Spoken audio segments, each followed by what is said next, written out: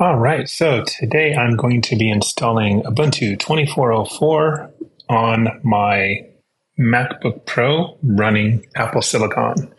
So I have VMware Fusion 13.5.1 running here, and I'm going to go ahead and use this ISO image that I've just downloaded the other day. So let's go ahead and create a new VM. New.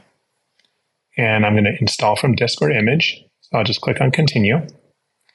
Now I'm going to just drag my image on there. So let's switch back over to Finder.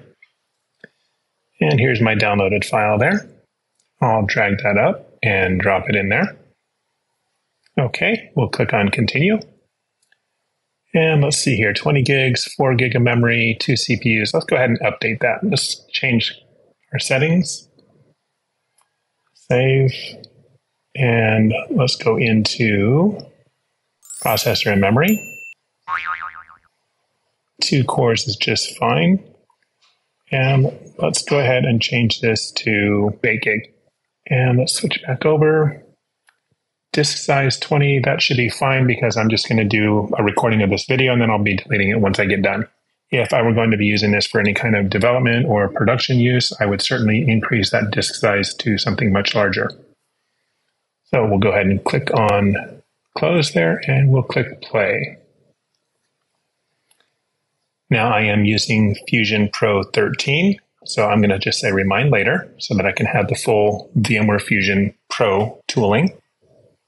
All right, try or install Ubuntu Server. I'll go ahead and select that.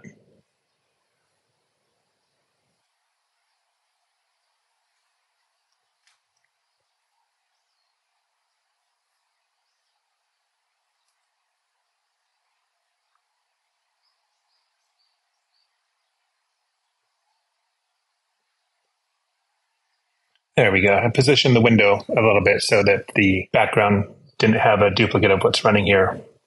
All right, so yes, we want to stick with English since that's the only language I know. I'll just hit enter here. Ubuntu Server minimized.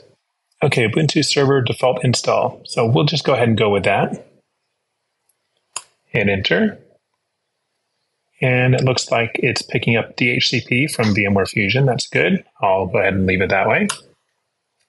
Proxy address. I'm not using a proxy, so I'll just hit enter. Now I am currently in Korea. So as I'm recording this, it looks like the closer mirror is in Korea. So we'll go ahead and select that.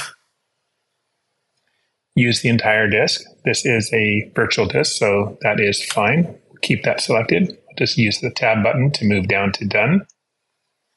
Hit enter, and I'll stick with the default settings there. Hit enter. And yes, I want to continue. Okay, let's put in a name here. Server name is going to be Ubuntu 24.04. Username, I'll just do Dimension Quest. And I will stick with the VMware 1 bang, VMware 1 bang, and go. And I'm going to skip Ubuntu Pro for now because this is, again, just a temporary install. Yes, I want to install SSH. I'm not going to bother with the keys right now. Okay, we're not going to install any of that, so we'll just click on done.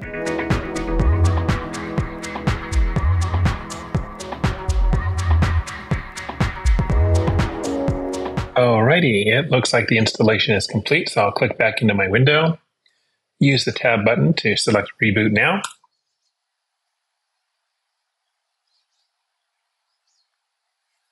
Okay, this looks good. Let's go ahead and try logging in.